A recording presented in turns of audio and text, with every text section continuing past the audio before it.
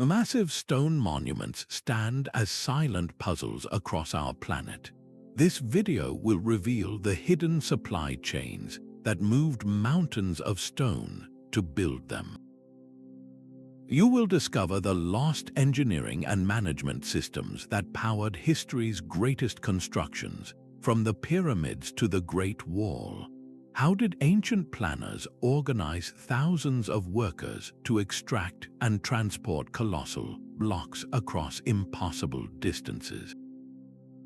What forgotten knowledge allowed them to turn raw rock into immortal symbols? The true story lies not in the finished monuments, but in the quarries where they were born. What does our own civilization build that might puzzle future generations? Long before empires rose, the first great stones were being pulled from the earth. In the misty hills of Wales, the source of Stonehenge's blue stones, communities achieved something unprecedented. They were not just gathering rocks. They were establishing the very first quarries, dedicated sites where people returned again and again to extract specific stones for a grand, shared purpose. This shift from casual collection to organized extraction was a revolution in human thinking. It meant a plan existed, a vision that stretched beyond any single lifetime. Moving these multi-ton megaliths over hundreds of kilometers required more than muscle. It demanded a new form of social agreement. Who would lead the effort? Who would provide food for the workers? Who had the knowledge to choose the right stone and navigate the route? This coordination forged the earliest blueprints of social hierarchy, creating roles like planners, organizers, and laborers. The shared struggle of moving a mountain, stone by stone, did more than build a tomb or a circle of standing rocks. It built a collective identity, a story that bound the community together. The finished monument was a testament to their unity, a permanent reminder of what they could accomplish together. This nascent organization, born in the Neolithic, laid the essential groundwork for every colossal project that would follow.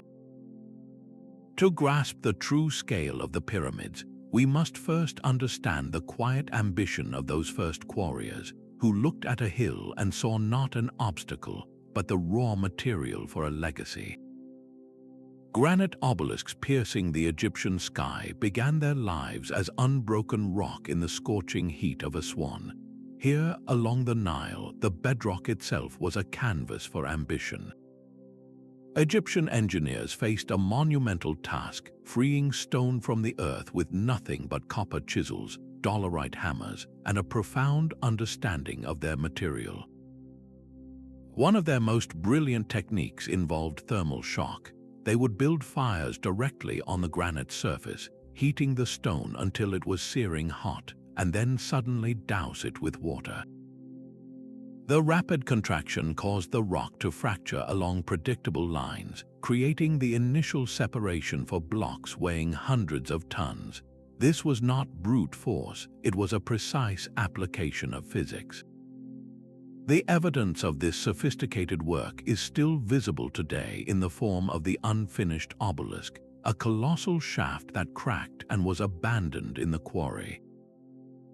It is a frozen moment, a snapshot of ancient engineering on a truly epic scale, showing the precise channels carved around its intended form. To manage such a complex operation, a vast and specialized workforce was essential. Thousands of laborers were not just a crowd with hammers, they were organized into highly skilled teams. One group was responsible for the initial extraction, another for the delicate shaping with stone pounders, and yet another for the intricate polishing. This division of labor transformed a massive project into a manageable, efficient assembly line carved directly into the desert floor. The quarries of Aswan were more than just holes in the ground. They were the birthplace of Egypt's most iconic symbols, the training ground for its artisans, and the proving ground for techniques that would be studied and emulated for thousands of years. Moving a stone block weighing 700 tons from the quarry to the construction site was a logistical puzzle of epic proportions. The Egyptians did not have cranes or diesel engines, yet they moved these colossal objects across miles of sand and water. Their primary tool for overland transport was the sledge, a massive wooden platform dragged by teams of laborers, but pulling such a heavy load through loose desert sand would have been impossible. Their ingenious solution was to create a prepared track, a road of sorts made from wooden rails, and then lubricate the path. Archaeologists and historians believe they poured water or a slurry of wet clay ahead of the sledge, drastically reducing friction and turning a near-impossible drag into a manageable, albeit still Herculean, pull. This simple application of physics, using a liquid to create a slippery surface, allowed them to achieve what looks like magic. For the final, most challenging leg of the journey, the river itself became their highway. The Nile was the lifeblood of Egypt, and for transport, it was an indispensable tool. Enormous barges, constructed from bound reeds and wood, were built with a carrying capacity that is staggering to contemplate even today. Getting a 700-ton block onto such a vessel without capsizing it was a feat of engineering in itself, likely involving clever use of counterweights, ramps, and canals dug right up to the quarry's edge. Once secured, the current and the coordinated effort of rowers did the work, floating the very heart of a monument toward its final home. The entire operation was a dance with nature's clock. Transport was meticulously timed to coincide with the Nile's annual flood. The inundation raised water levels, allowing heavily laden barges to travel closer to the building sites than was possible during the dry season. This meant the overland drag, the most difficult part of the journey, could be reduced to the shortest possible distance. Planners also relied on astronomical observations, using the stars to predict the changing seasons and schedule these massive movements with precision. This was not a haphazard effort, it was a masterfully coordinated campaign. To support these mobile stone mountains, a permanent logistics network stretched across the landscape. Way stations provided food, water, and rest for the immense crews of workers and the animals that pulled the sledges. Specialized teams of carpenters and rope makers traveled with the convoy, ready to perform emergency repairs on sledges, ropes, and barges that were under unimaginable stress. Supply depots stocked with tools and provisions ensured that a broken sledge or a snapped rope would not bring the entire operation to a permanent halt.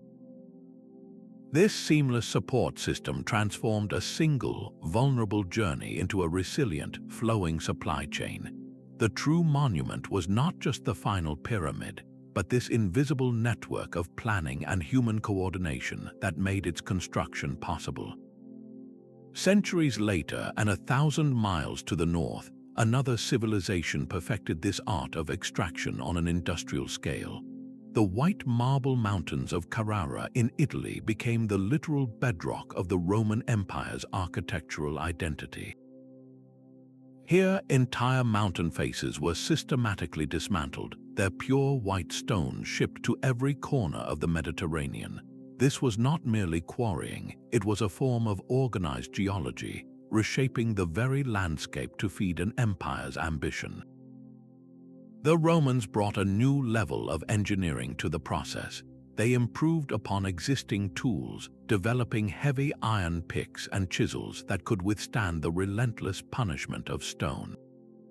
But their true breakthrough was in organization.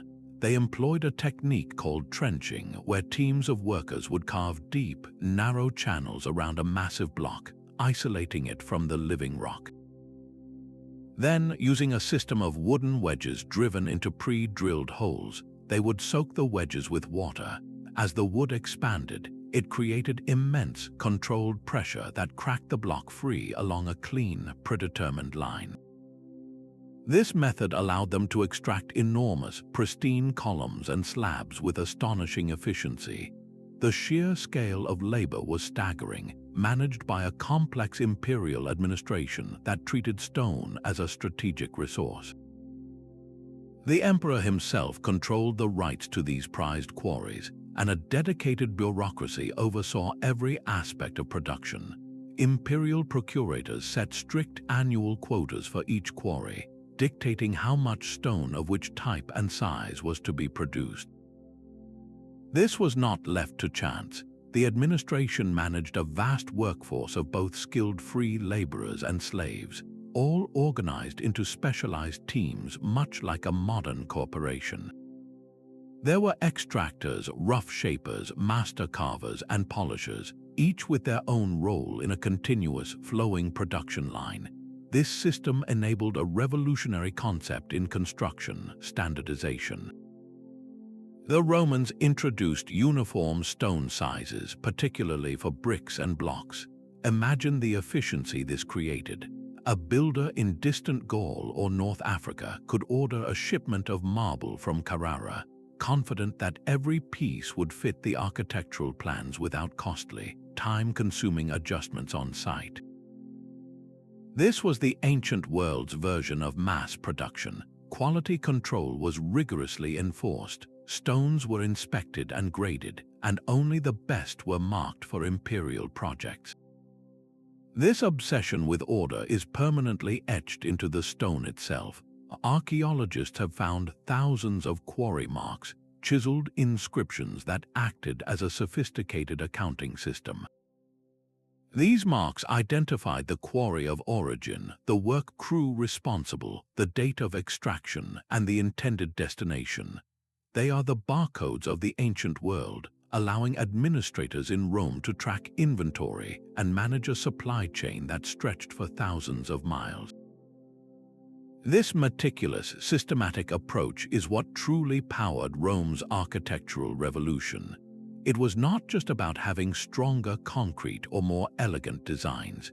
It was about creating a reliable, scalable, and manageable system for turning raw mountain stone into the polished veneer of an empire. The grand temples, amphitheaters, and basilicas were merely the final, visible output of this immense and hidden commercial machine. A block of stone was far more than just a building material. It was a form of political currency. Controlling the source of a prized stone meant controlling a tangible symbol of authority and divine favor. When a ruler commanded the quarries of Aswan, they did not just own a source of granite, they possessed the very substance of obelisks and colossal statues that would proclaim their power for eternity. This direct link between quarry ownership and political legitimacy transformed rock into a tool of statecraft. Emerging kingdoms and empires understood that to build in a certain stone was to assert their place in a competitive world. The rarest stones became exclusive royal commodities, their use restricted by law to the imperial household. Imperial porphyry, a deep purple stone quarried from a single remote location in Egypt, was reserved exclusively for Roman emperors. Its unique color was synonymous with royalty itself.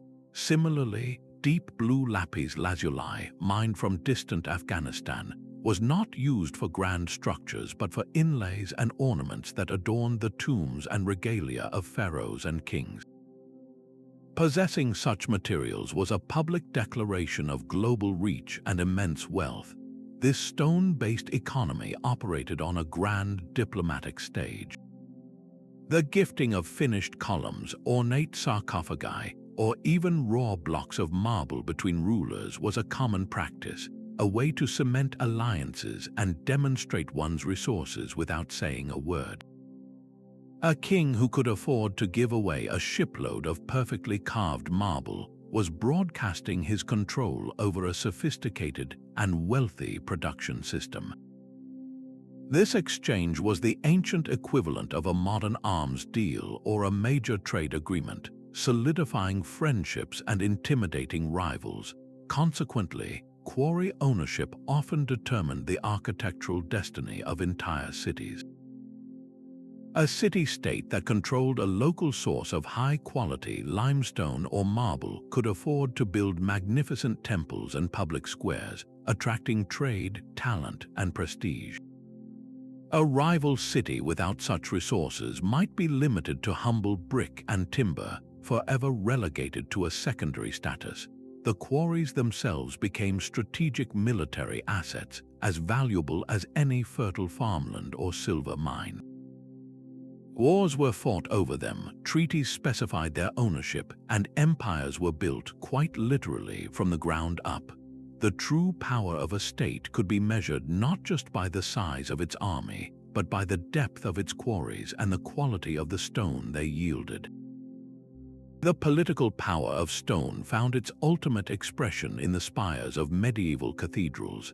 High above the bustling towns of Europe, these skeletal structures of glass and stone reached for the heavens, and their entire existence depended on the quarries that supplied their bones.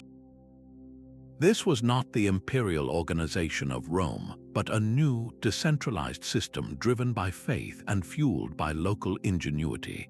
In the quarry yards that fed projects like Notre Dame, a revolution in stone cutting was underway. The tools themselves evolved, with toothed chisels and specialized saws allowing for more intricate work, while the master mason's compass and measuring rod became as vital as the hammer. The real breakthrough, however, was in the relationship between the quarry and the construction site. Master masons did not simply order generic blocks of stone. They worked directly with the quarrymen, often providing detailed wooden templates. A quarry worker would place this template onto a freshly cut block, tracing its exact, unique shape before any carving began.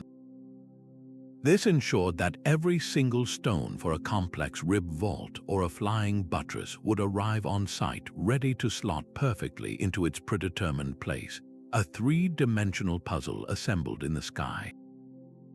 This precision demanded a new way of preserving and transmitting knowledge.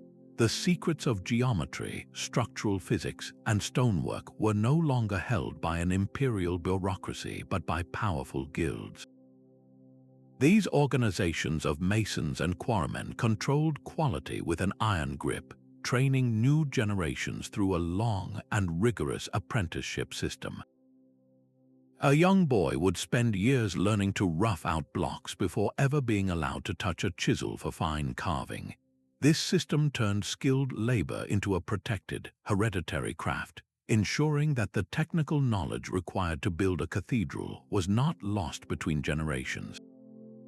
It was a living library of technique, passed from master to apprentice on the wind-swept scaffolding and in the dusty quarry pits. Keeping these vast projects supplied required an equally sophisticated logistics network. While a single cathedral might take over a century to build, the flow of stone from quarry to site could never stop. Builders leveraged Europe's natural waterways, floating finished stones down rivers on barges. Where rivers fell short, they built canals, literally reshaping the landscape to create a liquid highway for their building materials. This continuous supply chain, operating year after year for decades, was the true miracle behind these stone forests. The quarry did not just provide the material, it was the silent, constant partner in a dance of faith and engineering that stretched across centuries. The rhythmic tap-tap-tap of a stone hammer was the heartbeat of these operations, a sound that echoed from dawn until dusk. For the anonymous workers who powered these colossal projects, life was defined by the sun and the stone. Their days began before the heat became unbearable, with crews marching in disciplined lines to the quarry face. In Egypt, these were not slaves under the lash, as popular imagination often suggests, but often conscripted farmers, paid laborers, and skilled artisans working in rotating shifts. They were organized into teams with names like the Craftsman Gang or the Vigorous Gang, identities proudly displayed in the graffiti they left behind. Their work was grueling and dangerous. Flying rock chips could blind a man, a misjudged swing could shatter a hand, and the constant dust filled lungs with a permanent, gritty reminder of their toil. Yet, within this harsh environment, a complex and surprisingly supportive society flourished. Archaeologists have uncovered the remains of worker settlements, like the village at Deir el-Medina in Egypt, which reveal a world far beyond simple labor camps. These were planned communities with sturdy stone houses, streets, and even local administration. The workers and their families had access to medical care, with evidence of successful bone setting and dental work. They could file grievances with their foremen, and they received regular payments in the form of grain, beer, fish, and vegetables, a wage that sustained their households. Their graffiti, scratched onto quarry walls and tomb structures, is a direct line to their thoughts. Alongside crude sketches of animals and boats are personal boasts, complaints about a lazy colleague, or prayers to the gods for protection.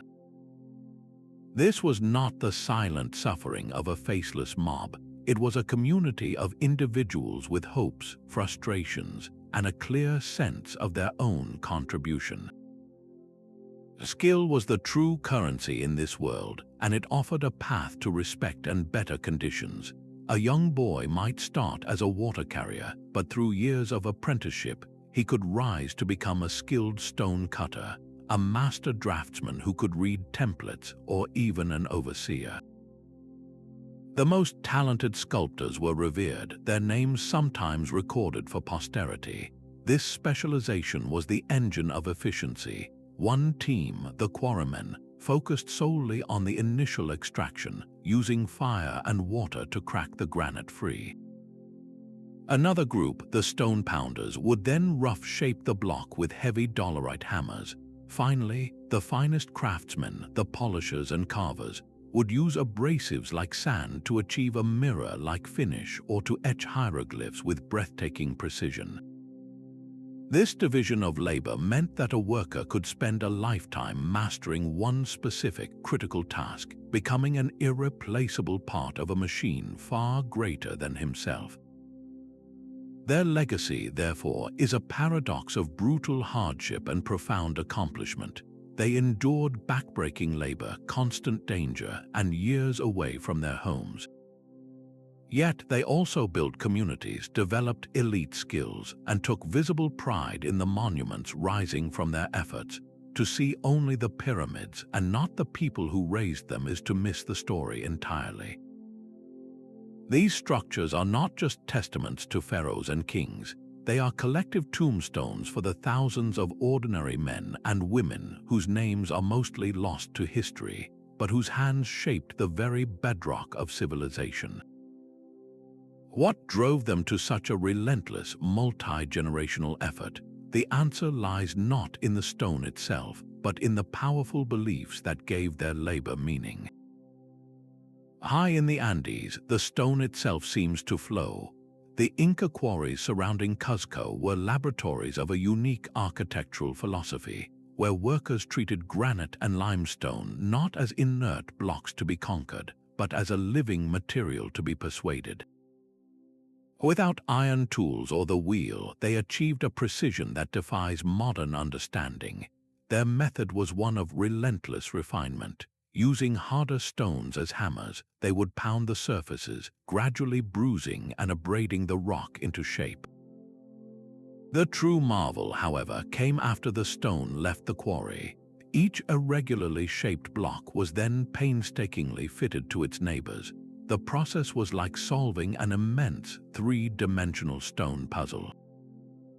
Masons would slowly lower a new block onto the one below, then rock it back and forth. The friction would grind away tiny high points, creating a custom-fit interface so perfect that not even a razor blade can be inserted between them today.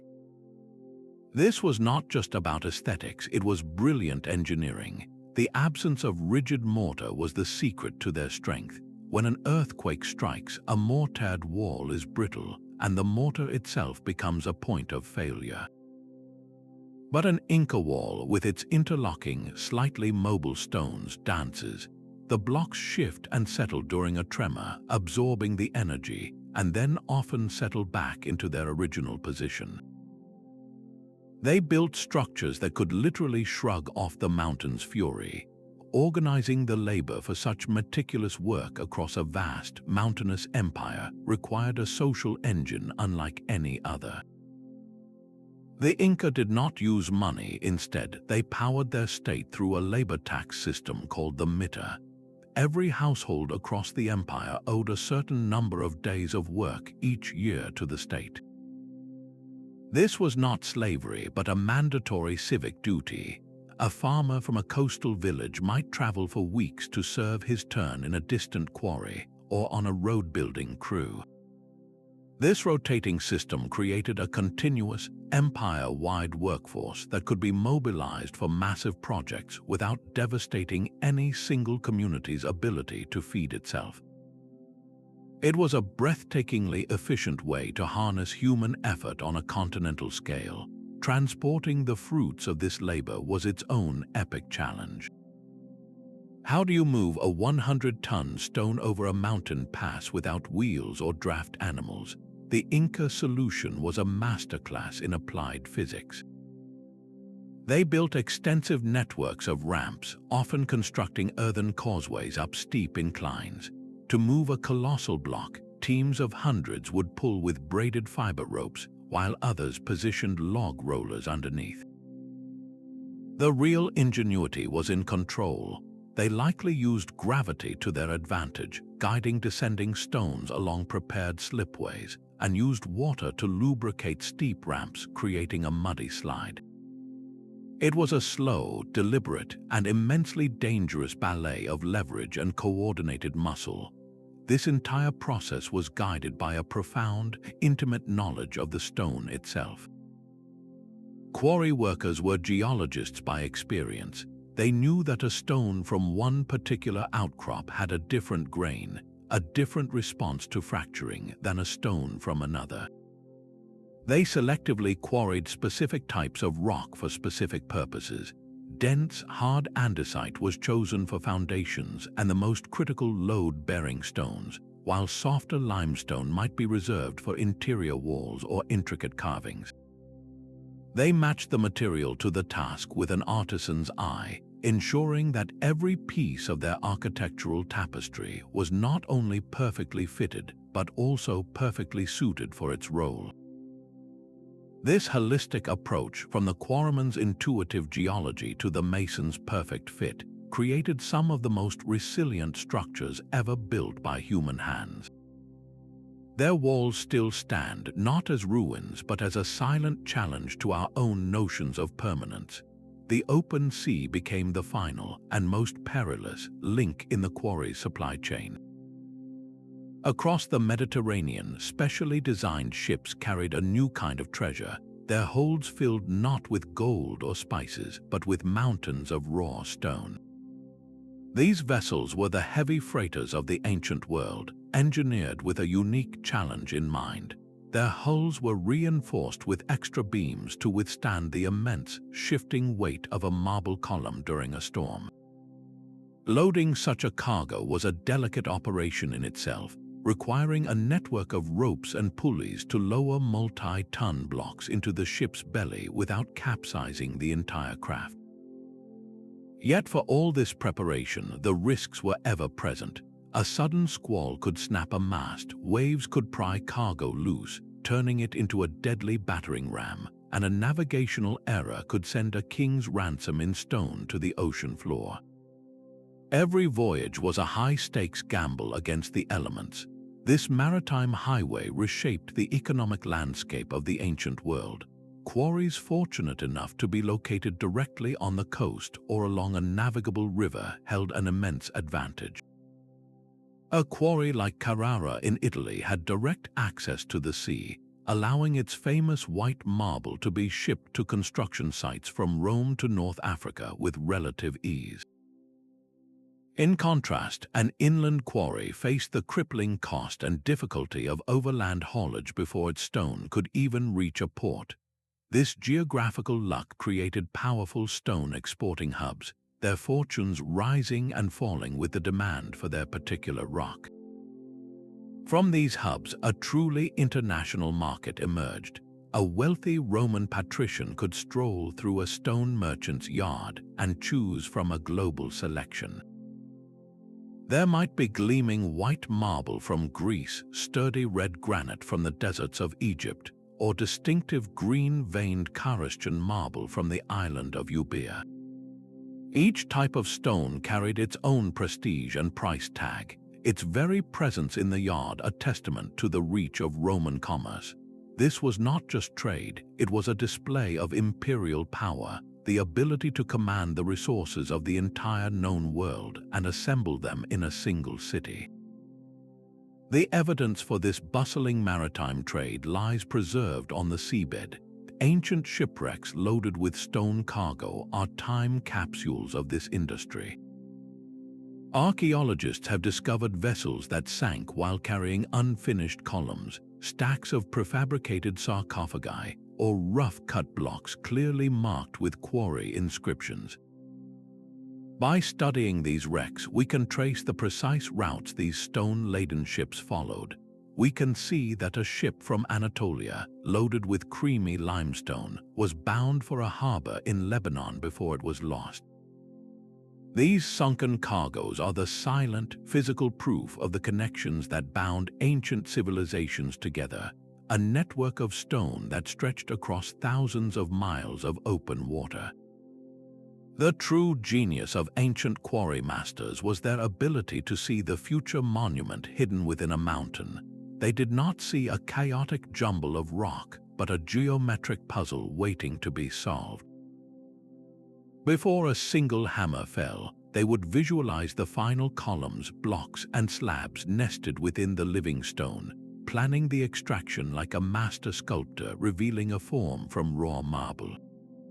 Their goal was twofold: to obtain the largest possible blocks with the specific dimensions they needed, while simultaneously reducing waste to an absolute minimum. This required a deep understanding of geometry and volume. They would map out the quarry face, mentally dividing it into a three-dimensional grid. By carefully planning the sequence of extraction, they could remove a series of perfect rectangular blocks from a single area, much like carefully removing individual books from a tightly packed shelf without collapsing the whole structure. This spatial intelligence meant a single quarry face could supply stone for multiple, different projects over many years, each new cut revealing fresh possibilities for future extraction. The quarrymen themselves were expert geologists in their own right. They knew how to read the stone itself, searching for natural planes of weakness called veins, and avoiding hidden faults or cracks that could shatter a prized block after weeks of labor. They would tap the rock with their hammers, listening to the sound it made. A clear, ringing tone indicated solid, flawless stone, while a dull thud might betray a hidden fracture. Once a suitable section was identified, they used the stone's own natural grain to their advantage, cutting along these planes to split the rock cleanly, much like a modern carpenter splits wood along the grain. This intimate knowledge of the material prevented catastrophic losses and ensured the structural integrity of every piece they extracted. To guarantee consistency across thousands of blocks, they relied on precise measuring systems and physical templates. Standardized units of measurement, like the royal cubit in Egypt or the Roman foot, were enforced across the entire operation. Work crews used carefully maintained wooden or stone rods to check the dimensions of every block as it was rough-shaped. For more complex architectural elements, like the curved drums for a column or the uniquely shaped stones for an arch, master masons would create full-scale wooden templates. A quarry worker would place this template onto the stone and trace its outline, guiding his cuts to produce a component that would fit perfectly into the growing structure miles away. This system of standardized parts was the ancient equivalent of modern manufacturing, enabling a seamless supply chain from mountain to monument. The entire process reveals a sophisticated, practical grasp of mathematics that was applied on a colossal scale. These planners were not abstract mathematicians, they were practical engineers who used geometry to conquer chaos, transforming a raw mountain into a predictable, manageable resource. Their legacy is not just in the stones they removed, but in the elegant, almost invisible intelligence of the holes they left behind. The landscape itself bears the deepest scars of this ancient industry. For centuries, the relentless demand for stone did not just build cities, it permanently reshaped the earth.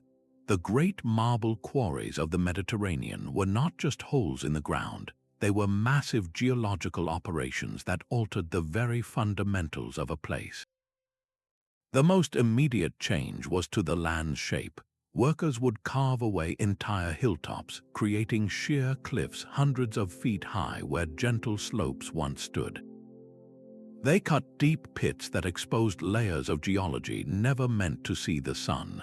This radical surgery on the terrain fundamentally changed how water moved across the land. Natural springs were often diverted or buried under rubble. Rainwater, which once soaked gently into soil, now cascaded down bare rock faces, carving new gullies and causing erosion far from the quarry itself. The local ecology was transformed. The constant dust from countless hammer blows settled over everything, stifling nearby plant life. Forests were cleared to fuel the fires used in the thermal shock technique or to build the sledges and barges for transport. The sound of bird calls was replaced by the endless, percussive rhythm of stone on stone. Yet, in a remarkable display of ancient adaptability, people did not simply abandon these wounded landscapes. They found new uses for them. A deep quarry pit, once exhausted of its stone, could become a perfect, naturally fortified settlement. Its high walls offered protection from wind and raiders. Other quarries were transformed into reservoirs. Their deep, stone-lined bowls, now sealed from the bedrock, became ideal cisterns to collect and store precious rainwater for growing communities. Perhaps the most profound repurposing was spiritual. Some of the largest and most dramatic quarries, with their awe-inspiring scale and evidence of immense human effort, became sacred sites. They were seen as places where the divine had been literally unearthed, where the boundary between the raw earth and human ambition felt thinnest. Shrines and temples were sometimes built directly into the abandoned quarry faces, honoring the spirits of the place that had given so much. On a grander scale, the removal of millions of tons of stone from coastal quarries could even modify shorelines. Loading docks and canals dug to reach the stone extended the land into the sea, creating new harbors where none existed before. In some cases, the quarrying process itself created artificial lakes when excavations reached below the water table, permanently changing the local ecosystem. The quarry of Mons Claudianus in the Egyptian desert, for instance, became a landmark not for what was taken, but for what was left behind, a sprawling complex of trenches and half-finished columns that tells a more powerful story than any intact temple. This environmental legacy forces us to expand our definition of a monument's cost.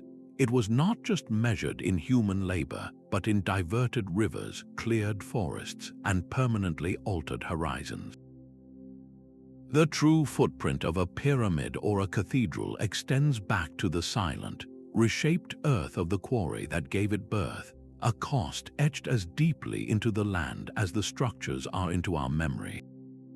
The Byzantine Empire perfected the art of quarry administration into a high science of state control. Imperial officials, known as logothetes, managed a sprawling network of quarries as if they were departments in a vast, stone-based corporation. Their primary mission was to fuel one of history's most ambitious building campaigns, the rapid construction of churches, fortifications, and public works that would cement Orthodox Christianity's presence across the Mediterranean world. These administrators did not simply order stone, they synchronized its production with architectural demand on an imperial scale. A master plan for a new cathedral in Thessaloniki or a fortress on the Anatolian frontier would trigger a precisely calculated chain of command. Orders flowed from the capital in Constantinople to the quarry procurators, specifying the exact type, dimensions, and quantity of stone required, along with a strict timeline for delivery. This was a supply chain managed with the urgency of a military campaign, designed to project religious and imperial power with breathtaking speed. To move these sacred cargoes, the Byzantines orchestrated a symphony of specialized transport. Teams of oxen, bred for strength and endurance, hauled sledges laden with marble blocks over newly built or repaired Roman roads. At coastal quarries, cranes powered by human treadmills loaded finished stones onto broad-beamed sailing ships, their holds specifically designed to carry the heavy, irregular weight. For the final leg of the journey, especially in crowded urban sites where carts could not reach, human porters took over, carrying the stones on their shoulders in a slow, deliberate procession to the rising walls. This seamless handoff from beast to ship to man ensured a continuous flow of material from mountain to sanctuary. Yet this system also demonstrated a remarkable pragmatism during times of economic or military pressure. When new stone was too costly or slow to arrive, imperial edicts authorized the systematic recycling of older structures. Temples to pagan gods, abandoned civic buildings, and even demolished defensive walls became quarries in their own right. Columns of green Cipollino marble were repurposed to support church naves, and intricately carved blocks from a Roman forum were flipped to hide their pagan imagery and become the anonymous foundation of a new basilica. This was not vandalism, but a calculated policy of conservation and efficiency, giving the old empire a new voice in a Christian context. The entire operation was documented with meticulous precision. Byzantine quarry marks are a complex language of crosses, monograms, and Greek letters chiseled into the stone. These were not random graffiti, they were administrative barcodes. A cross might indicate the stone was destined for an imperial church project, while a specific monogram could identify the responsible official or the work crew that had extracted it.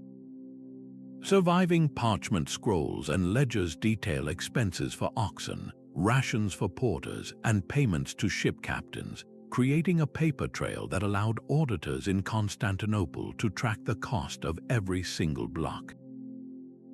This bureaucratic sophistication, this ability to manage men, animals, and mountains of stone with ledger book accuracy, was the true engine behind the iconic skyline of the Byzantine world. It transformed raw material into divine symbolism with the cool efficiency of a state machine. The deep purple of imperial porphyry was not just a color, it was a law carved in stone. Reserved exclusively for Roman emperors, this stone quarried from a single mountain in Egypt was a physical embodiment of sovereignty, its rarity broadcasting a message of absolute power to any citizen who saw it. This was the true language of ancient architecture, a vocabulary where every stone type held a specific, powerful meaning. Builders were not just constructing with rock, they were writing with it. In the temples of ancient Egypt, dark basalt was chosen to represent the fertile black soil of the Nile's flood, a symbol of regeneration and life. Gleaming white limestone, polished to a brilliant sheen, evoked the rays of the sun god Ra, connecting the pharaoh's tomb directly to the divine. The very material of the monument was its first and most profound statement. This symbolic grammar extended across cultures and belief systems. In the great cathedrals of medieval Europe, the choice of stone was a theological declaration. The luminous, almost translucent quality of fine white marble was used to represent purity and the divine light of heaven, lifting the gaze of the faithful upward. In contrast, the sturdy, unshakable granite of a cathedral's foundation symbolized the rock of faith upon which the church was built, a promise of permanence in a transient world. Even the direction of the stone's grain held cosmic importance. Masons would often orient the natural veining in marble to flow vertically in columns, mimicking the ascent of prayer from earth to the heavens, or horizontally in altars to represent the firmament. A single block was a microcosm of a believed universe. For empires, the ability to source stone from the farthest reaches of their territory was a political weapon. When a Roman emperor built a triumphal arch from yellow marble mined in Tunisia, red granite dragged from the Egyptian desert, and green stones shipped from Greece, he was doing more than creating a colorful display. He was building a map of his dominion. Every colored stone was a trophy, a tangible piece of a conquered land now repurposed to glorify Rome. A citizen walking through the Forum would be surrounded by the mineral wealth of the entire Mediterranean, a constant, silent reminder that the world's treasures now flowed to a single capital. This architectural collection of conquests made the empire's power visually inescapable. The journey of the stone itself was part of its story, adding layers of meaning to its final placement. A block transported hundreds of miles by river and sea to become the central pillar of a temple was not just a support beam. Its long, difficult voyage mirrored a spiritual pilgrimage, its arrival a testament to the collective will and devotion of a people. The labor invested in its transport sanctified it, transforming a common rock into a sacred object. This symbolic weight turned entire supply chains into rituals, and quarries into landscapes of myth. The mountain that yielded the stone was often considered the dwelling place of a god, and the act of extraction was a form of communion. The stone was not merely taken, it was received, carrying the spirit of the place with it to its new, eternal home. In the end, the most enduring mystery is not how they moved the mountains, but how they filled them with meaning. From the deserts of Arabia to the shores of Spain, a new architectural language emerged, one that turned stone into celestial geometry. The magnificent structures of the Islamic world, from the Alhambra to the Taj Mahal, were born from a radically adaptive approach to the quarry. Unlike empires that imposed a single stone type across their territories, these builders became masters of local geology. They did not seek to conquer the landscape with imported marble, but to collaborate with it, drawing out the inherent beauty and potential of the stone right beneath their feet. In Anatolia, they worked with a soft volcanic tuff, perfect for the intricate carvings that adorned their mosques.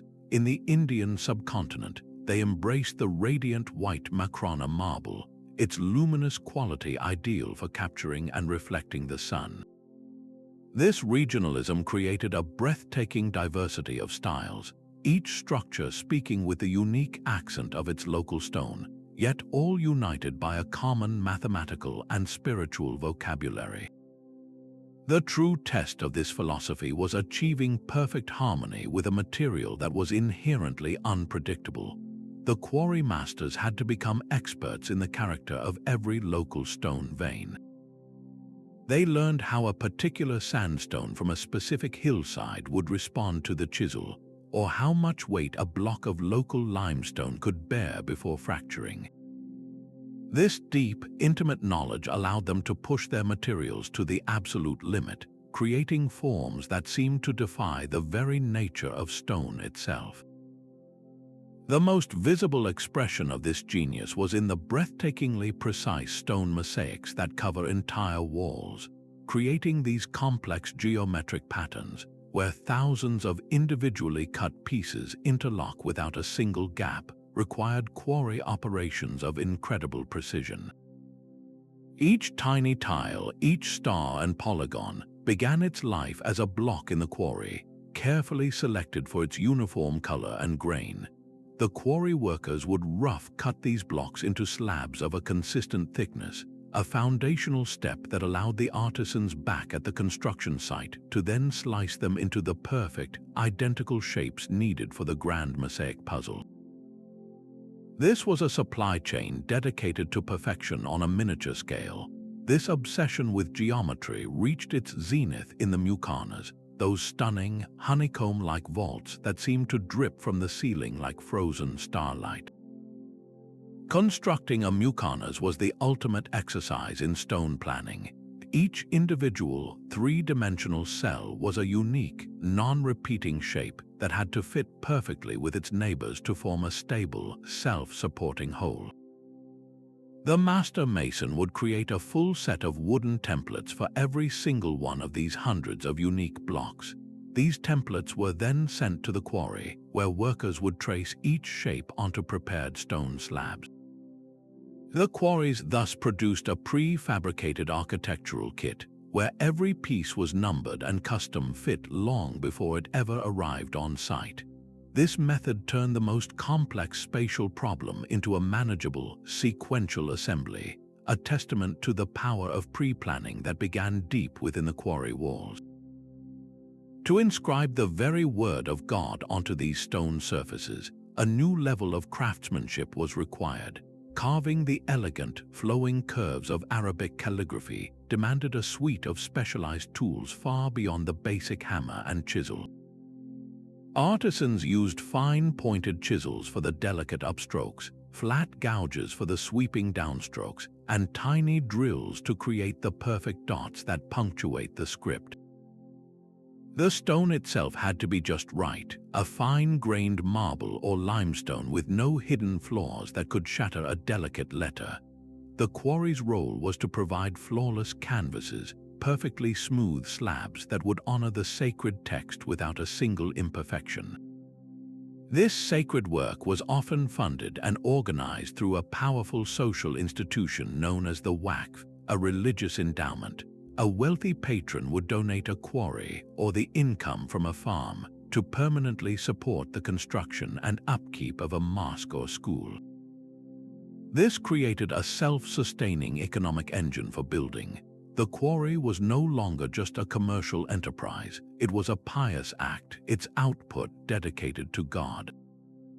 This system fostered remarkable community cooperation, with merchants, craftsmen, and laborers all contributing their skills as part of their faith, blurring the line between work and worship. The result was an architecture that feels both profoundly spiritual and intellectually dazzling, where the silent, enduring language of stone was fused with the divine language of mathematics and scripture. A new hunger for stone awakened across Europe, fueled by the grand ambitions of the Renaissance.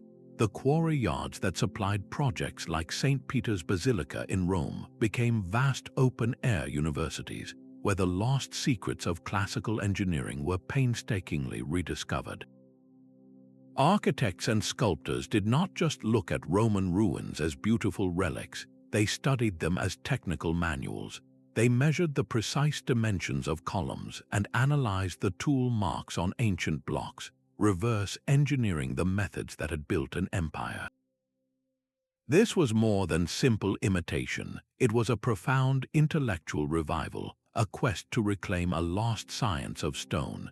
This new understanding directly transformed extraction itself.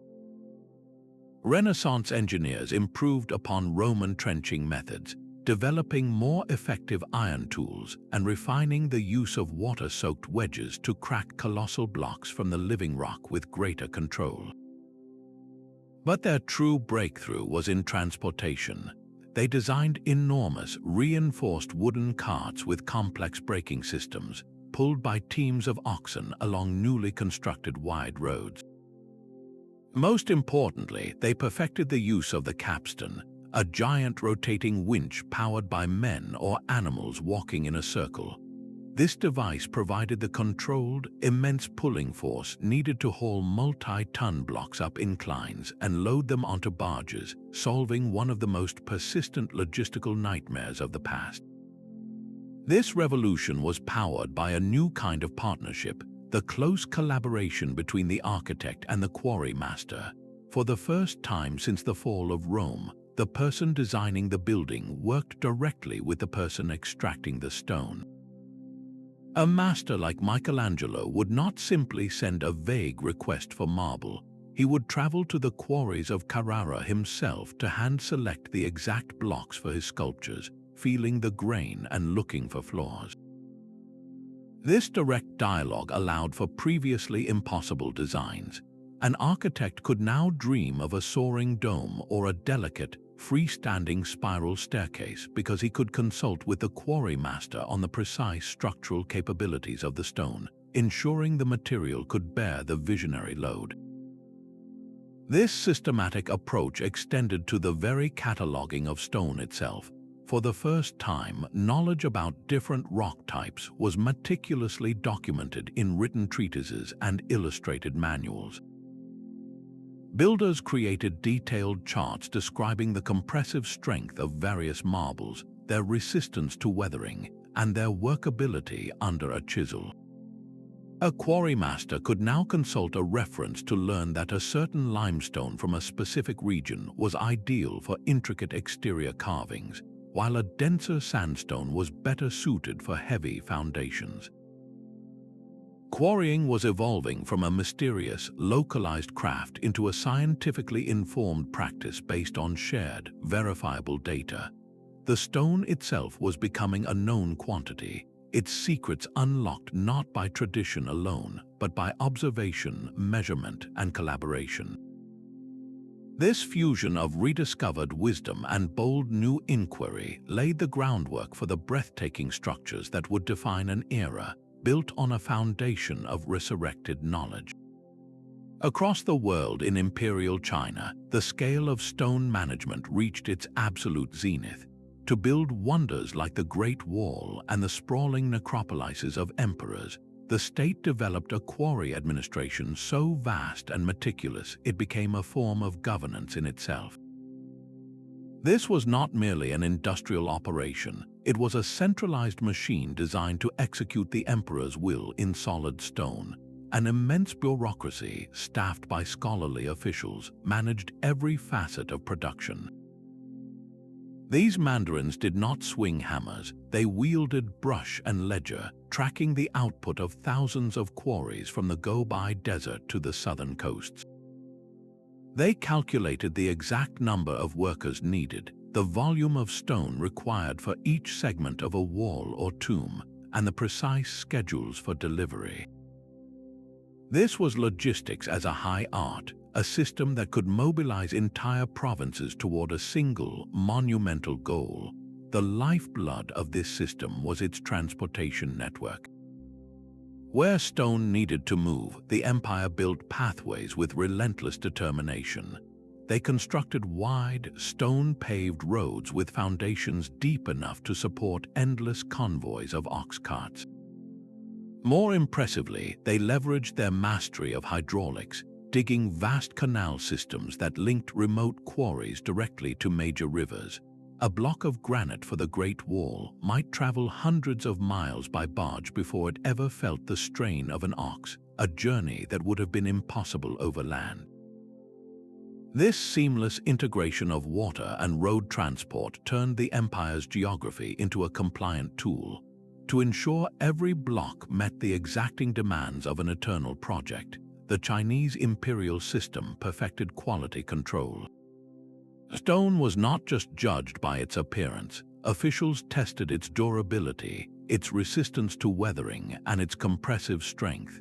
Finished blocks were stamped with seals that identified the quarry of origin, the foreman of the work crew, and even the date of extraction. If a stone failed centuries later, the bureaucracy could theoretically trace the flaw back to its source. This created a powerful system of accountability, where a worker's name was literally carved into his work for all of history to see. The labor force that powered this machine was assembled through the corvée system, a mandatory labor tax that every peasant household owed to the state. For a period of each year, farmers would leave their fields to serve as quarrymen, transporters, or construction workers.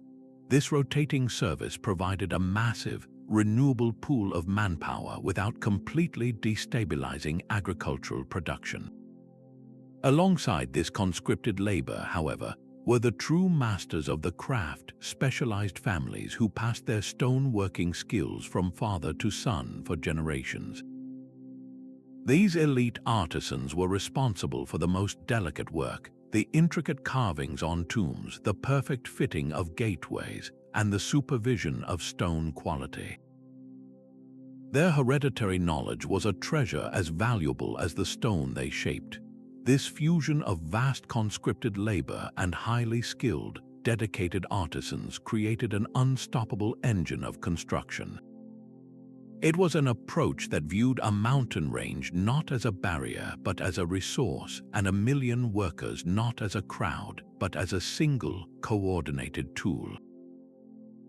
The wall that snakes across the northern frontier is a monument to defense, but it is equally a monument to this unparalleled administrative power, a testament to what becomes possible when an entire civilization is organized around the movement of stone. This deep geological knowledge was the invisible blueprint for every lasting monument. Ancient quarry masters were not just laborers, they were master readers of the landscape, capable of looking at a rocky outcrop and seeing its entire hidden story. They possessed a sophisticated intelligence, a blend of inherited wisdom and sharp observation that guided them to the perfect stone for their purpose. Their first task was to assess the quality of the rock itself. They would tap the stone surface with a hammer, listening intently to the sound it produced. A clear, ringing tone indicated solid, flawless stone, while a dull thud might betray a hidden fracture or internal weakness that could shatter a prized block after weeks of labor. They would also study the color and grain of the rock, knowing that a consistent texture promised reliable strength, while discolorations or coarse crystals could signal future problems. This empirical testing was their quality control, performed with simple tools and generations of accumulated experience. The knowledge of where and when to quarry was a carefully guarded treasure, passed from master to apprentice over a lifetime. A young worker learned that stone from the north face of a particular mountain, constantly shaded and cooled, had a different character than stone from the sun-baked southern slope. The shaded stone was often denser and less brittle, making it superior for intricate carving. This was not written in any manual, it was stored in the collective memory of the craft, a living library of geological nuance. Seasonal wisdom was equally critical. These masters understood that stone had its own rhythms. In many regions, the best time to quarry was during the dry season. Frozen ground in winter could make extraction impossible, while spring rains could turn quarry pits into treacherous mudslides and flood the access routes. Furthermore, they knew that stone quarried in the heat of summer might behave differently as it dried and cured compared to stone extracted in the cool damp of autumn. They worked with these natural cycles, not against them, scheduling their most demanding extraction efforts for the periods when both the stone and the conditions were at their most cooperative. Perhaps their most strategic calculation was location. A perfect seam of marble was useless if it was buried deep in an impassable mountain range. The ideal quarry site was a careful balance between resource quality and logistical reality. Planners always sought sources as close as possible to a waterway, a river, or the sea.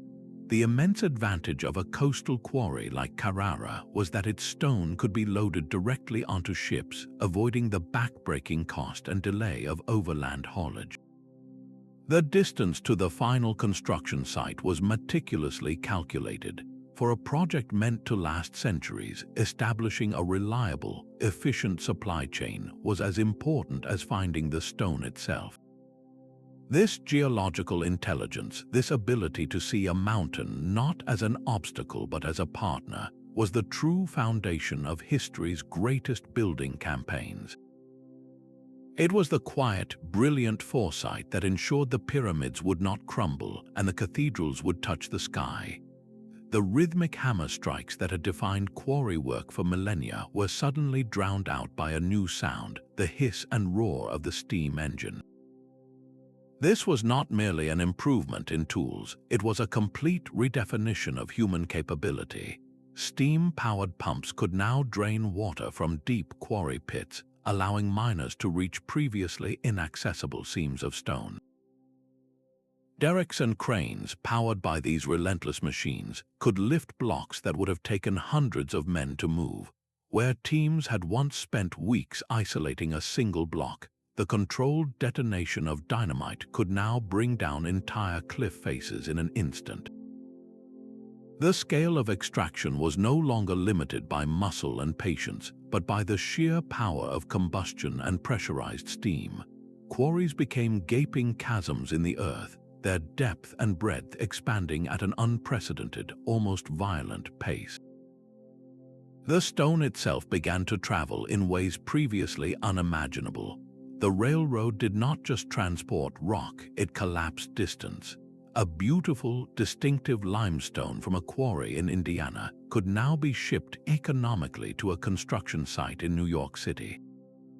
This created a national and eventually global marketplace for building stone. Architects were suddenly freed from the constraints of local geology. They could design a building in Chicago using pink granite from Minnesota, marble from Vermont, and sandstone from Ohio, all arriving on schedule via a network of iron tracks. The railroad car itself became a mobile warehouse, carrying precisely cut and numbered stones directly to the rising structure, turning construction into an assembly process rather than a slow, site-specific creation. This new abundance of stone demanded new ways to shape it. Mechanized saws, their blades embedded with diamonds or fed with abrasive sand, could slice through the hardest granite with a smooth, relentless efficiency. Polishing machines using rotating felt discs could achieve a mirror finish on marble in hours, a task that once took master artisans weeks of hand rubbing. This technological precision unlocked entirely new architectural forms. Thin, durable stone veneers could now be mass-produced, allowing skyscrapers to be clad in a skin of granite or limestone. Elaborately carved decorative elements, once the domain of master carvers, could be roughed out by pneumatic tools, making ornate stonework available to a growing middle class for their homes and businesses. But this revolution had a profound cost. The quarries themselves became landscapes of industrial devastation, their sheer walls and vast piles of rubble testifying to a new, more aggressive relationship with the earth. The constant dust from blasting and sawing was no longer a local nuisance. It was a health crisis for workers, leading to the deadly lung disease known as silicosis. The thunder of explosions and the shriek of machinery replaced the quieter, more skilled community of the quarry yard, de-skilling many traditional crafts and reducing the worker to a mere attendant of the machine. This dramatic shift in scale and speed forced a difficult question. Did this new mastery over stone represent a triumph of human progress, or had the intimate, sacred connection between the builder and the material been lost forever in the coal smoke and dynamite blast? Colonial ships carried a new kind of plunder, their holds filled not with gold or spices, but with the very bedrock of conquered lands. This was the birth of a global stone trade, a system where the geology of distant continents was harvested to build the monuments of European empires. Colonial powers did not simply discover quarries, they created them, identifying valuable marble, granite, and sandstone deposits, and imposing a new industrial-scale order upon their extraction. In India, the British developed vast quarries for the distinctive Makrana marble, the same stone that would later form the Taj Mahal, now commandeered for imperial buildings. In Africa, rich veins of red sandstone and granite were mapped and opened, their output destined not for local temples or community structures, but for the government buildings and monuments of London, Paris, and Lisbon. This was geology weaponized for imperial display. The established, centuries-old knowledge of local quarry masters was often dismissed as primitive. Their intimate understanding of the stone's grain, its seasonal quirks, and the most efficient ways to extract it was swept aside in favor of standardized, high-volume methods. Dynamic replaced careful fire setting. Steam-powered saws supplanted the rhythmic tap of hand tools. The goal was no longer to collaborate with the stone, but to dominate it, maximizing output to feed an insatiable demand across the ocean. This shift was not just technical, it was cultural, severing a deep connection between people and their geological heritage. The most powerful symbol of this new order was the journey of the stone itself. An enormous block of pink granite quarried by forced labor in a Portuguese colony would be shipped to Lisbon, where it was carved into a statue of a colonial hero. A magnificent column of green marble from a French territory in North Africa would travel to Marseille to adorn a new cathedral. These stones became literal pieces of the empire, physical proof that its reach could plunder continents and reassemble their essence at home. They were silent, permanent declarations of ownership over distant lands and their resources. This reshaped the entire economic purpose of quarries around the world. Local stone traditions, which had evolved to serve community needs and regional architectural styles, were suddenly subordinated to the demands of a global market. A quarry that once produced rough-hewn blocks for village walls might now be forced to focus exclusively on producing perfectly squared, polished slabs for European ballrooms. The value of the stone was no longer determined by its local utility or spiritual significance, but by its price on a London trading floor. This economic restructuring created a dependency that long outlasted the colonial flags themselves, orienting entire national economies toward exporting raw materials for foreign consumption. The legacy of this system is still visible today in the global patterns of stone production and trade, a geological echo of empires that forever changed the relationship between the land and those who build upon it. The relentless expansion of modern cities now threatens to pave over the very quarries that first built them. Archaeologists are in a quiet race against time, meticulously documenting these ancient industrial landscapes before they are lost to new neighborhoods and highways. They work like forensic scientists at a colossal crime scene, piecing together the story of an entire operation from fragments left behind. A scatter of stone chips can reveal the precise spot where a worker sat to rough shape a block. The subtle grooves worn into the rock by millions of footsteps point to the main traffic routes through the quarry. Even piles of discarded, broken tools provide crucial data, showing the evolution of technology and where the most difficult extraction work took place. These subtle clues, invisible to the untrained eye, form a blueprint of ancient industry. To see the grand patterns hidden within these vast spaces, researchers now employ eyes in the sky. Aerial photography and drones capture the quarry from above, revealing the systematic layout of trenches, access ramps, and work areas that are impossible to discern from the ground. But the true revolution in preservation is laser scanning. Specialized equipment fires millions of laser points at the quarry walls and floors, creating a precise three-dimensional digital model of the entire site. This digital twin preserves every detail, from the tool marks of a copper chisel to the natural fracture lines in the rock, allowing researchers to study and measure the quarry long after the original is gone.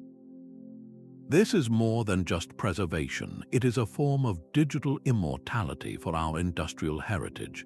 The sheer scale of these sites presents an immense challenge. A single quarry complex can sprawl across hundreds of acres, a moonscape of pits and trenches that defies simple conservation. You cannot put a roof over a mountain or easily protect a landscape that has been visibly wounded for centuries. Preservationists often face difficult choices, deciding which sections of a quarry are most historically significant and focusing their limited resources there. Some sites are stabilized to prevent further erosion, while others are simply recorded in exhaustive detail before being surrendered to progress, their stories secured even as their stones are buried. Why does this painstaking effort matter so deeply? Because a quarry is the ultimate archive of ancient technology and labor. The pyramids tell us what was built, but the quarries tell us how. The arrangement of workstations reveals the division of labor. The types of tools left behind speak to the level of technical skill. The graffiti on the walls gives us the names and sometimes the voices of the workers themselves. By preserving these sites, we protect the raw, unfiltered story of human innovation and collective effort. These landscapes are the first chapters in the biography of our built world, and losing them would mean forgetting how we learned to reshape the very planet beneath our feet. You can now stand at the edge of a virtual quarry, watching as workers chip away at a block of granite that ceased to exist thousands of years ago.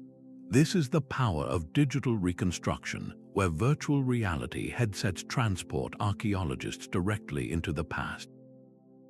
They are no longer limited to studying static ruins. They can actively test theories within a simulated environment. By modeling the entire quarry, researchers can run experiments, calculating how many workers were needed to maneuver a specific obelisk or how long it would take to cut a particular trench.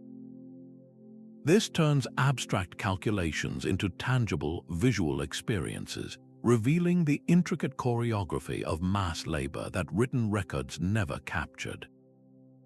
The digital model becomes a dynamic laboratory for ancient industry.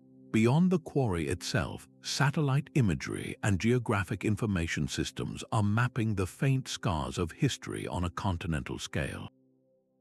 From high above, analysts can detect the subtle, straight lines of ancient roads that are invisible from the ground. These spectral pathways connect remote quarries to river ports and distant construction sites, tracing the entire supply chain as it snaked across the landscape. By layering this data with records of settlements and water sources, researchers can understand the strategic logic behind these routes, why a path curved around a particular hill, or why a way station was built at a specific oasis. This bird's eye view reveals the quarry not as an isolated whole, but as the beating heart of a vast, interconnected network. To prove a stone's journey definitively, scientists turn to the rock's own chemical fingerprint. Using techniques like X-ray fluorescence and isotopic analysis, they can measure the unique blend of trace elements within a piece of marble or granite. Every geological formation has a distinct signature, a hidden barcode of minerals formed millions of years ago. A block used in a Roman temple in Turkey can be tested and matched with astonishing precision to the exact quarry in Greece it came from. This material analysis settles long-standing debates, confirming trade routes and exposing the true scale of ancient commerce. A single stone in a wall can now testify to its own epic voyage across the sea. These digital tools are collectively dismantling the silence of the ruins. They allow us to see the movement, the planning, and the flow of materials in a way that was previously impossible. We are no longer just looking at what was left behind. We are beginning to witness the process itself, restoring the noise, the effort, and the brilliant logistics that raised the ancient world from the stone. The true testament to ancient management lies not in a single quarry, but in the orchestration of many. For a project like a great pyramid or a sprawling imperial forum, stone was sourced from numerous locations simultaneously, each with its own unique material and logistical challenges. This demanded a level of project coordination that would be formidable even with modern tools. Central administrators had to function like the conductors of a vast, silent orchestra, ensuring that every quarry played its part in perfect harmony and on a strict schedule. The entire construction timeline depended on this synchronized flow of materials. A delay in the limestone quarries would leave the pyramid's core unfinished, while a premature delivery of granite for the burial chamber would mean blocks sitting idle, vulnerable to damage and clogging the limited workspace at the construction site. Planners created intricate calendars aligning quarry output with the progression of the building phases, the availability of labor, and the seasonal windows for transport, especially the Nile's flood. This was logistics on a breathtaking scale, a multi-year campaign where a mistake in one distant quarry could ripple through the entire project. To maintain consistency across these far-flung operations, a universal language of measurement was enforced. The royal cubit in Egypt, a standardized length of about 52 centimeters, was the absolute rule. Master rods made of granite or wood were distributed to every quarry foreman. Every block, whether from a quarry in Tura or Aswan, was measured against this same standard, ensuring that the stones would fit together perfectly at the final site, as if they had all been cut in the same yard. This eliminated costly, time-consuming adjustments and allowed for true interchangeable parts, a concept we often associate with the industrial age, but which was alive and well in the desert thousands of years earlier. Communication across hundreds of miles was the system's lifeline.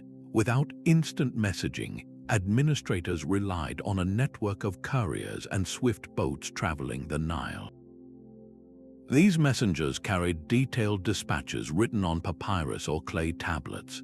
A report from a quarry might state that the monthly quota of 20 casing stones had been met, but that a crack had been discovered in a key vein, requiring a shift to a different extraction site. This information would flow back to the central authority, who could then adjust the schedules and quotas at other quarries to compensate, all in a continuous feedback loop that kept the project dynamically on track. The most critical innovation was the development of a comprehensive quality control protocol that transcended individual sites. Stones were not just measured, they were graded. Inspectors at each quarry would examine blocks for flaws, tapping them to listen for the telltale, dull sound of a hidden fracture. Approved blocks were then marked with standardized symbols that indicated their quarry of origin, the work crew responsible, and their intended destination within the larger project. These quarry marks were more than just labels, they were a system of accountability. If a stone failed prematurely, the markings allowed administrators to trace the problem back to its source, applying pressure to underperforming foremen, or even blacklisting a quarry that consistently produced substandard material. This intricate web of planning, communication, and standardization reveals a managerial intellect we are only beginning to fully appreciate. They built systems that were not only strong in stone, but also resilient in their organization, capable of adapting to unforeseen problems and sustaining an effort that spanned decades. The final monument is a marvel of engineering, but the invisible framework that built it, this network of synchronized quarries, is a marvel of the human mind. A master mason from Egypt captured in war might find himself directing a quarry in Mesopotamia. His knowledge of lever systems and ramp construction did not vanish on the battlefield. It was absorbed by his captors, becoming part of a new architectural language. The movement of skilled workers was the primary vessel for this transmission. As empires expanded, they did not just take territory and treasure, they seized the most valuable resource of all, human expertise.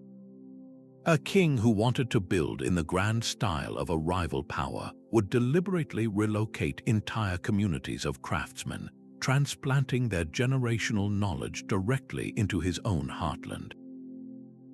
These specialists carried the intimate secrets of their craft in their hands and minds, From the precise angle to hold a chisel for a specific type of limestone to the complex mathematics for calculating the volume of a block.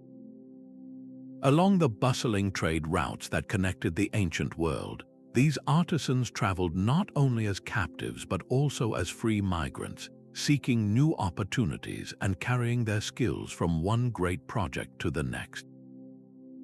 Their journey was a continuous, living exchange, a slow and deliberate diffusion of technique that crossed deserts and seas.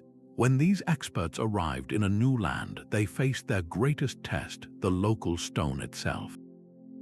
A quarry master accustomed to the uniform grain of Egyptian granite would have to learn the stubborn, flaky nature of Anatolian sandstone. This forced a beautiful and necessary innovation. The core principles of leverage, controlled fracture, and precise measurement remained universal, but their application had to be adapted. The familiar fire-setting technique used on granite might shatter a more brittle local marble, requiring a shift to a slower, more deliberate process of pounding and abrasion. This negotiation between imported knowledge and local material is etched into the stones of countless monuments. We can see the evidence of this fusion in the hybrid techniques that emerged where different traditions met. In regions conquered by the Roman Empire, local quarrying methods perfected over centuries were not simply erased. Instead, they were integrated with Roman organizational genius and engineering. A quarry in Roman Gaul might use the native method of extracting stone along its natural bedding planes, but then employ the Roman system of trenching and wooden wedges to finish the job, all while the blocks were marked with Latin inscriptions for imperial accounting.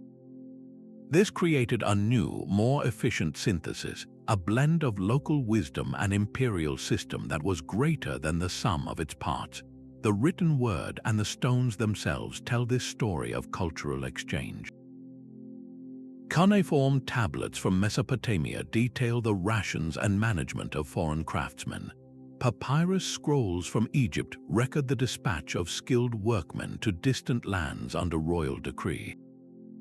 But the most enduring records are architectural. By tracing the spread of specific quarry marks, tooling patterns, and block fitting styles, archaeologists can map the invisible routes of knowledge.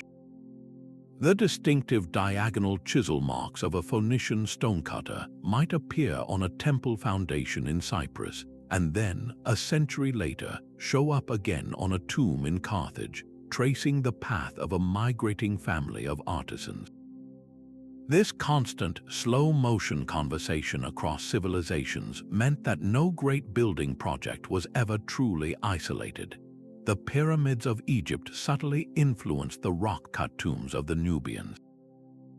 Greek quarry methods were absorbed and transformed by the Persians, who then passed them on, altered and improved to cultures further east. This was a global conversation carved in stone, a shared human endeavor to master the earth, where every innovation in one quarry pit could, in time, enrich the practices of another a continent away. The very rock a builder could hold in his hand ultimately dictated the shape of the skyline. Architects did not simply impose their will upon the stone, they listened to its voice, and its physical characteristics became the invisible co-author of every design. The strength of a stone determined how high a wall could soar or how wide a space could be spanned. In regions blessed with immense, dense granite like Egypt, builders could dream in colossal scales, stacking towering blocks into pyramids that defied the ages. But in lands where the local limestone was softer and more brittle, architects had to think differently. They could not build towering, sheer walls that would crumble under their own weight. Instead, they designed lower, thicker structures or used clever buttressing to support the load, turning a material limitation into a distinct, grounded aesthetic. The workability of the stone directly sculpted the decorative language of a culture. The fine-grained, relatively soft marble of Greece was a perfect canvas for the flowing drapery of a statue and the intricate fluting of a column. A sculptor could achieve a level of detail that was simply impossible in the tough, crystalline granite of Aswan. There, Egyptian artisans developed a powerful, blocky style, where the permanence and mass of the stone itself were the primary statements. The available stone did not just influence style, it dictated the very grammar of construction. A fundamental limitation was the maximum size of a block that could be quarried and transported. You could not build a massive, single-piece stone arch if your local quarries only yielded small, manageable slabs. This constraint led to one of history's most brilliant structural innovations, the voussoir arch. Instead of relying on one immense lintel, Roman builders assembled a series of smaller, wedge-shaped stones that locked together, channeling the weight downward and outwards to the supporting piers. The arch and later the soaring Gothic vault were not just aesthetic choices, they were direct, ingenious solutions to the problem of spanning a wide space with relatively small pieces of stone. This intimate dialogue with local geology is what gave birth to powerful regional identities. The golden, sun-baked limestone of Jerusalem created a city that seems to grow organically from the hills. The dark, brooding basalt of Anatolia produced fortresses that looked as formidable as the volcanic landscapes they came from. The warm, red sandstone of Petra was carved directly into the cliff face, making the city an inseparable part of the mountain itself. You could often identify where you were in the ancient world simply by looking at the color and texture of the walls around you. True architectural genius emerged when a builder transformed a stone's flaw into a feature. A quarry vein that produced stone with a naturally rough, textured surface might be deemed unsuitable for a smooth, polished wall. But a clever architect would specify that very stone for a fortress, where its rough-hewn appearance enhanced the feeling of impregnable strength. Similarly, a type of marble that fractured easily into thin slabs could not be used for load-bearing columns, but it became a perfect, elegant veneer to dress the surface of a concrete wall. This deep, intuitive understanding of material properties is why so many ancient structures feel so perfectly suited to their place. They are not foreign objects imposed on the landscape, but rather the landscape itself refined and elevated into art. The monument and the mountain were in constant, silent conversation, and the most enduring designs were those that knew exactly what to listen for. These silent, wounded landscapes now face a new challenge, finding purpose in a world they helped build. The future of ancient quarries depends on a delicate balance, protecting their fragile history while inviting the public to understand it. Innovative preservation is moving beyond simple fences and warning signs.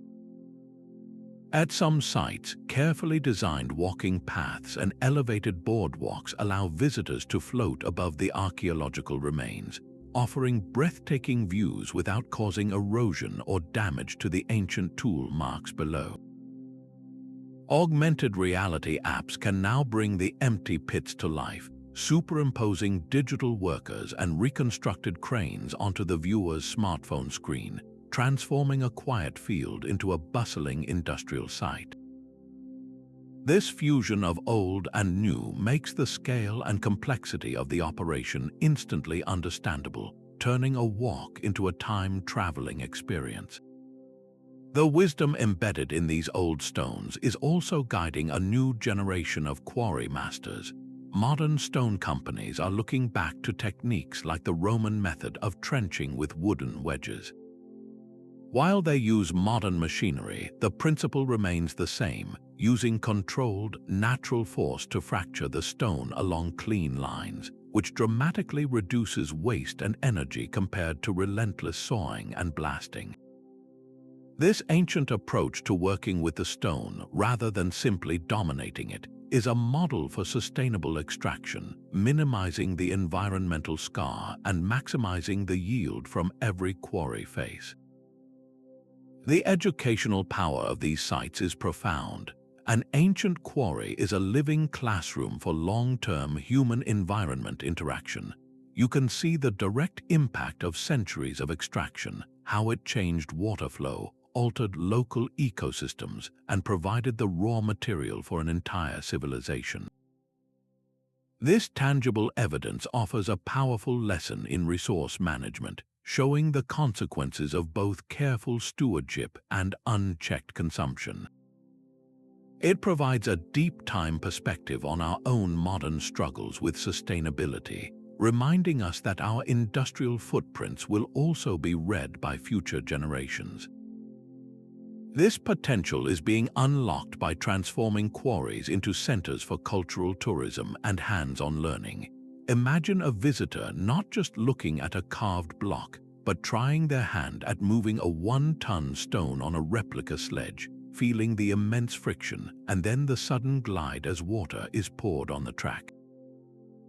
Workshops led by traditional masons can teach the lost art of shaping stone with hammer and chisel, connecting people to the physical reality of history in a way a museum plaque never could. These immersive experiences forge a powerful, personal link to the past. Ultimately, these sites hold timeless lessons about human ingenuity and resilience. They teach us about the power of coordinated effort, the brilliance of simple physics, and the profound connection between a society and the materials it builds with. Preserving them is not just an act of archaeological duty, it is a way to keep these essential conversations alive, ensuring that the quiet wisdom of the quarry continues to speak to us, challenging our own methods and inspiring a more thoughtful relationship with the planet we are still shaping.